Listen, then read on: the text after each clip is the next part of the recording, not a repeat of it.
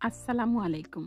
গরম গরম ভাতের সাথে যদি এই রকমই মুখরোচক স্বাদের চিংড়ি মাছ দিয়ে কচু শাক হয় তাহলে কিন্তু খাবারটা একদমই জমে যায়। আর যারা গলা ধরার ভয়ে কচু শাক খেতে পছন্দ করেন না তারাও কিন্তু আমার আজকের এই রেসিপিটা দেখে রান্না করলে তাদের কচু শাক এরকমই লোভনীয় এবং টেস্টি হবে। তো আশা করছি বরাবরের মতো আমার আজকের এই কচু শাক রান্না আপনাদের কাছে খুব বেশি ভালো লাগবে। ভালো লাগলে অবশ্যই একটি লাইক দিয়ে ভিডিওটি কন্টিনিউ করুন। তাহলে চলুন কথা না বাড়িয়ে শুরু করা যাক। তো এট ফার্স্ট আমি কচু শাকটা খুব ভালোভাবে ক্লিন করে নিয়ে সেদ্ধ করতে বসিয়ে দিয়েছি। তো যেহেতু কচু শাকটা পাওয়ার পর লোভ সামলাতে পারছিলাম না, সেই জন্য অফ স্ক্রিনেই আমি এটিকে সেদ্ধ করতে বসিয়ে দিয়েছি। আর এই সেদ্ধ করে নিলেই কিন্তু কচু শাক খেলে গলা একদমই ধরবে না।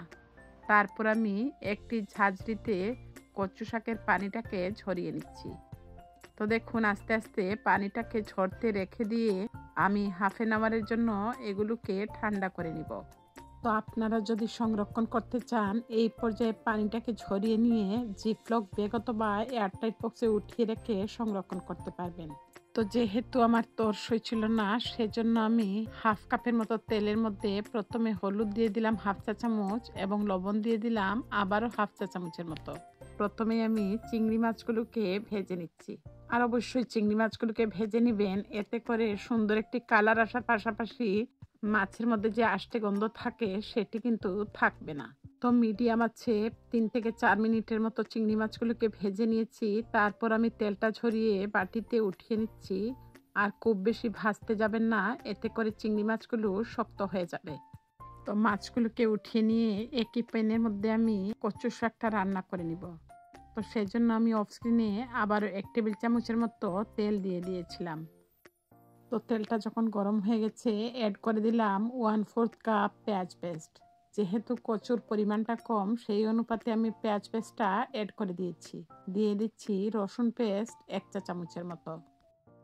অ্যাড করে দিচ্ছি 1/4 চা চামচের মতো আদা পেস্ট। এই পর্যায়ে আমি স্বাদ মতো লবণটা অ্যাড করে দিচ্ছি। আর লবণটা অবশ্যই বুঝে দিবেন, যেহেতু চিংড়ি মাছটা ভাজার সময় লবণটা দিয়েছি সেজন্য লবণটাকে অবশ্যই বুঝে দিতে হবে। তো আমি একটি চেপা শুটকি খুব ভালোভাবে মাথাটা ছাড়িয়ে নিয়ে ক্লিন করে অ্যাড করে দিলাম। তো বেসিক্যালি আমার কাছে কচু শাকে শুটকি মাছটা দিলে খেতে ভালো লাগে সেজন্য অ্যাড করে দিয়েছি। তো আপনারা চাইলে স্কিপ করতে পারবেন। তো ঢাকনাটা ওপেন করে নিয়ে আমি 1/4 কাপের মতো পানি দিয়ে নেড়ে ছেড়ে মিশিয়ে নিলাম। তারপর আমি এতে অ্যাড করে দিচ্ছি মরিচের গুঁড়া 1 চা চামচের মতো। দিয়ে দিচ্ছি ধনিয়া গুঁড়া হাফ চা চামচের চাইতে একটু বেশি। এরপর আমি হাফ চা চামচ হলুদের গুঁড়া অ্যাড করে দিয়েছি। আর অবশ্যই পাউডার মশলাটা অ্যাড করার আগে কিছুটা পানি দিয়ে দিবেন যাতে মশলাটা পোড়া লেগে না যায়। তো আমি ঢাকনা দিয়ে ঢেকে রান্না করব 2 মিনিটের মতো যাতে তেলটা ভেসে আসে। ফিরে আসলাম 2 মিনিট পর। এবারে আমি পানি ঝরানো কচু শাকটা অ্যাড করে দিচ্ছি। তো কচু শাকটা দেয়া হয়ে গেলে আমি কাঠির সাহায্যে নেড়ে চেড়ে মিশিয়ে নিচ্ছি যাতে কচু শাকের ভেতর পর্যন্ত মশলাটা খুব ভালোভাবে ঢুকে যায়। তো এই পর্যায়ে আমি চুলার আঁচটাকে লো টু মিডিয়ামে করে রান্না করে নিব। তো দিয়ে দিচ্ছি 3 থেকে 4টি কাঁচামরিচ। তো কাঁচামরিচগুলোকে আমি ফালি করে কেটে নিয়েছি। তো যেহেতু কচু শাকে কোনো পানি ব্যবহার করব না সেজন্য লো টু মিডিয়াম হিটে 5 মিনিটের মতো জাল করে নিয়েছি। তো দেখুন কচু শাকের ভেতরের পানিটা দিয়ে কচু শাকটা কিন্তু অলমোস্ট রান্না হয়ে গেছে। তো আপনারা চাইলে কিন্তু এই পর্যায়েও খেতে পারবেন। তো আরও বেশি টেস্টি করতে আমি অ্যাড করে দিলাম আগে থেকে ভেজে নেওয়া চিংড়ি মাছগুলো। তারপর চিংড়ি মাছগুলোকে কচু শাকের সাথে খুব ভালোভাবে মিশিয়ে নিচ্ছি। তো যেহেতু কচু শাকটাও সেদ্ধ ছিল এবং চিংড়ি মাছগুলো ভেজে নিয়েছি সেজন্য এটি রান্না করতে খুব একটা সময় লাগবে না। তো লো আছে আমি আবারও 2 থেকে 3 মিনিটের মতো রান্না করে নিয়েছি। আর দেখুন কচু শাকের পানিটা কিন্তু শুকিয়ে গেছে। আর অবশ্যই পানিটা শুকিয়ে নেবেন, এটিও কিন্তু একটি টিপস। এতে করেও কিন্তু গলা ধরার পসিবিলিটি থাকে না। তো আমি ঢাকনা দিয়ে ঢেকে নামিয়ে নিলাম। তারপর আমি সার্ভিং প্লেটে সার্ভ করে নিয়েছি। কি দেখে নিশ্চয়ই আপনাদেরও জিভে পানি চলে এসেছে। তো গরম গরম এই কচু শাক দিয়ে আপনারা চাইলে অনায়াসে প্লেটের ভাত শেষ করতে পারবেন। তো ভিউয়ার্সদের কাছে বরাবরের মতো রিকোয়েস্ট থাকবে, যদি রেসিপিটি ভালো লাগে আর এই চ্যানেলটি নতুন ভিজিট করে থাকেন, সাবস্ক্রাইব করে পাশে থাকা নোটিফিকেশন বেলটি বাজিয়ে দিবেন, যাতে যে কোনো রেসিপি দেওয়া মাত্র সবার আগে নোটিফিকেশন বেলটি আপনার মোবাইলে পৌঁছে যায়। আর যদি এই রেসিপিটি আপনাদের কাছে খুব বেশি ভালো লাগে, ইচ্ছে হলে টাইমলাইনে শেয়ার করে অন্যদেরকে দেখার সুযোগ করে দিতে পারেন। তো নেক্সট রেসিপি অথবা ব্লগ দেখার আমন্ত্রণ জানিয়ে আজকের মতো আপনাদের সবার সুস্থতা এবং মঙ্গল কামনায় বিদায় নিচ্ছি। সবাই ভালো থাকবেন, সুস্থ থাকবেন, আর আমার এই ছোট্ট চ্যানেলটিকে এগিয়ে নিয়ে যেতে আমার চ্যানেলটির সঙ্গেই থাকবেন। আল্লাহ হাফেজ। আসসালামু আলাইকুম। আসসালামু আলাইকুম। ভর্তাপ্রেমী ভিউয়ার্সদের স্বাগতম জানিয়ে শুরু করছি আমার আজকের 3 ধরনের ভর্তার রেসিপি। আর এই ভর্তাগুলো তৈরি করা হয়েছিল পহেলা বৈশাখ উপলক্ষে। তো অনেকগুলো ভর্তার মধ্যে আজকে আমি 3টি ভর্তা আপনাদের সাথে শেয়ার করে নিব। তো স্ক্রিনে আমি 250 গ্রাম মসুর ডাল খুব ভালোভাবে ধুয়ে নিয়ে লবণ এবং হলুদ দিয়ে সেদ্ধ করে নিয়েছি। সাথে আমি বড় সাইজের 4টি আলু সেদ্ধ করে ম্যাশড করে নিয়েছি। এরই মাঝে আমি 4টি ডিমও সেদ্ধ করে নিয়েছি। সাথে বেশ কিছু শুকনো মরিচ ভেজে নিয়েছি এবং 5-6টি কাঁচামরিচও কুচি করে কেটে নিয়েছি। সাথে রেখেছি বেশ কিছু ধনেপাতা কুচি। এছাড়াও আমি বড় সাইজের একটি পেঁয়াজকে কুচি করে নিয়েছি। 1.5 কাপের মতো পেঁয়াজ কুচি আমি ভেজে নিয়েছি। আস্ত একটি রসুনের খোসা ছাড়িয়ে সেটিকেও ভেজে নিয়েছি। এছাড়া নিয়েছি 1/2 কাপের মতো সরিষার তেল। তো যেহেতু আমি একসাথে 3টি ভর্তা তৈরি করব, সেজন্য সব কিছু কিন্তু রেডি করে নিয়েছি সময়টাকে বাঁচানোর জন্য। এট ফার্স্ট আমি ডিমের ভর্তাটা তৈরি করার জন্য প্রথমে ডিমগুলোকে ভেঙে নিচ্ছি। তো ডিম ভর্তার ক্ষেত্রে ডিমগুলোকে খুব ভালোভাবে সেদ্ধ করে নিতে হবে, তারপর এইভাবে ভেঙে নিতে হবে। তো খুব বেশি কিন্তু ম্যাশ করা যাবে না, কিছুটা গোটা গোটা থাকা অবস্থায় এর সাথে আমি অ্যাড করে দিব পেঁয়াজ কুচি। তো আমি এখানে 2 মুঠ অর্থাৎ 1 কাপের মতো কুচনো পেঁয়াজ অ্যাড করে দিলাম। আর অবশ্যই ডিম ভর্তাতে কিন্তু কুচনো পেঁয়াজটাই অ্যাড করে দিবেন। সাথে দিলাম 3-4টি কাঁচামরিচ কুচি। তারপর আমি আস্ত রসুন থেকে 4-5 কোয়া রসুনকে ভেঙে নিচ্ছি। আর অবশ্যই রসুনটাকে টেলে নেবেন অথবা তেলে ভেজে নেবেন। তো পেঁয়াজ কুচির সাথে আমি রসুনগুলোকে কিন্তু ভেজে নিয়েছিলাম। তারপর আমি এতে স্বাদ মতো লবণটা অ্যাড করে দিয়ে পেঁয়াজ কুচি কাঁচামরিচ কুচির সাথে রসুনটাকে খুব ভালোভাবে আবারও ম্যাশ করে নিব। আর আপনারা অবশ্যই ডিমের ভর্তাটা এরকম কুচনো পেঁয়াজ দিয়ে তৈরি করবেন, এতে করে খেতে কিন্তু খুবই সুস্বাদু হয়। তো আমি খুব ভালোভাবে মিশিয়ে নিলাম। তারপর অ্যাড করে দিচ্ছি বেশ কিছু ধনেপাতা কুচি।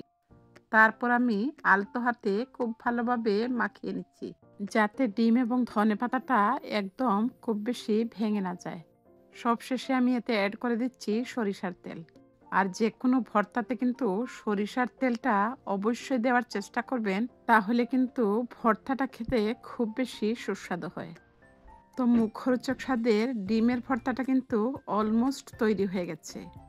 তারপর আমি আপনাদের সাথে শেয়ার করে নিব মসুর ডালের ভর্তা। তো সেদ্ধ করা মসুর ডালের সাথে প্রথমে আমি নিয়ে নিচ্ছি ভাজা পেঁয়াজ। তো এখানে আমি 1.5 কাপ ভাজা পেঁয়াজ থেকে অর্ধেক পরিমাণ অ্যাড করে দিলাম। তারপর আমি বেশ কিছু শুকনো মরিচ অ্যাড করে দিচ্ছি। আর ঝালটা অবশ্যই আপনাদের টেস্ট অনুযায়ী বাড়িয়ে কিংবা কমিয়ে দিবেন। তো আমি যেহেতু ঝাল পছন্দ করি, সেজন্য আমি 5-6টি শুকনো মরিচ অ্যাড করে দিয়েছি। এর মধ্যে আমি 5 কোয়া সেদ্ধ রসুন হাত দিয়ে ঢলে ঢলে ভেঙে নিলাম। তো ভেজে নেওয়া মুচমুচে শুকনো মরিচটাকেও খুব ভালোভাবে ভেঙে নিচ্ছি।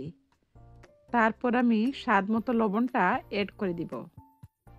তো আশা করছি যারা মসুর ডালের এই ভর্তাটি খেয়েছেন তারা নিশ্চয়ই জেনে থাকবেন এই ভর্তা খেতে কতটা টেস্টি হয়। তো কথা বলতে বলতে 1.5 টেবিল চামচের মতো সরিষার তেল অ্যাড করে দিয়ে উপর থেকে দিয়ে দিচ্ছি ধনেপাতা কুচি, আবারও 2 টেবিল চামচের মতো। আলতো হাতে নেড়ে চেড়ে মিশিয়ে নিলাম। এরই মাঝে তৈরি হয়ে গেল মুখরোচক স্বাদের ডালের ভর্তা। তারপর আমি সবশেষে আপনাদের সাথে শেয়ার করে নিব আলু ভর্তা। তো মেশড করা আলুটা প্রথমে নিয়ে নিলাম, তারপর আমি ভেজে নেওয়া পেঁয়াজগুলো অ্যাড করে দিলাম, সাথে আমি কিছু কুচনো পেঁয়াজও অ্যাড করে দিয়েছি। তারপর ভেজে নেওয়া রসুন কুচি এবং শুকনো মরিচ অ্যাড করে দিচ্ছি। তো যেহেতু আলুর পরিমাণ বেশি, সেজন্য 5 থেকে 6টি শুকনো মরিচ অ্যাড করে দিয়েছি। তারপর আমি স্বাদ মতো লবণটা অ্যাড করে দিলাম। কুচনো পেঁয়াজ কুচি দিয়ে দিলাম প্রায় 1 টেবিল চামচের মতো। তারপর আমি শুকনো মরিচ, রসুন এবং কুচনো পেঁয়াজটাকে হাত দিয়ে ঢলে ঢলে ভেঙে নিচ্ছি। তো আপনারা চাইলে কিন্তু ভাজা পেঁয়াজ অথবা কুচনো পেঁয়াজ দিয়েও ভর্তাটি তৈরি করতে পারেন। তবে যেহেতু আমার কাছে কুচনো পেঁয়াজ ছিল, সেজন্য আমি দুইটাই ব্যবহার করেছি। এতে করে কিন্তু ভিন্ন রকমের একটি স্বাদের সৃষ্টি হবে। এরপর আমি দিয়ে দিলাম ধনেপাতা কুচি এবং 1 টেবিল চামচের মতো সরিষার তেল। তারপর আমি সমস্ত ইনগ্রিডিয়েন্টস খুব ভালোভাবে মিশিয়ে নিচ্ছি। বিলিভ মি, এইভাবে তৈরি করে দেখবেন আলুর ভর্তা। ভাজা পেঁয়াজ, কুচনো পেঁয়াজ, ধনেপাতা কুচি, সরিষার তেলে এই ভর্তাটা খেতে কতটা টেস্টি হতে পারে আপনারা নিশ্চয়ই দেখেই বুঝতে পারছেন। 3টি ভর্তাই কিন্তু তৈরি হয়ে গেছে। তো আমার ভিউয়ার্সদের কাছে কোন ভর্তাটি সবচাইতে বেশি ভালো লেগেছে অবশ্যই কিন্তু কমেন্টের মাধ্যমে ফিডব্যাক জানাতে ভুলবেন না। আমার আজকের এই ভর্তার রেসিপি যদি আপনাদের ভালো লাগে অবশ্যই একটি লাইক দিবেন। যদি চ্যানেলটি নতুন ভিজিট করে থাকেন, অনুরোধ থাকবে সাবস্ক্রাইব করে পাশে থাকা বেল বাটনটি বাজিয়ে দেওয়ার, যাতে যে কোনো রেসিপি দেওয়া মাত্র নোটিফিকেশন আকারে আপনার মোবাইলে পৌঁছে যায়। আজকের এই ভর্তাগুলো যদি আপনাদের খুব বেশি ভালো লাগে, ইচ্ছে হলে টাইমলাইনে শেয়ার করে অন্যদেরকে দেখার সুযোগ করে দিতে পারেন। তো দেখা হচ্ছে নেক্সট এপিসোডে। ততক্ষণ পর্যন্ত আপনাদের সবার সুস্থতা এবং মঙ্গল কামনায় আজকের মতো বিদায় নিচ্ছি। সবাই ভালো থাকবেন, সুস্থ থাকবেন, আর আমার এই ছোট্ট চ্যানেলটিকে এগিয়ে নিয়ে যেতে আমার চ্যানেলটির সঙ্গেই থাকবেন। আল্লাহ হাফেজ। আসসালামু আলাইকুম।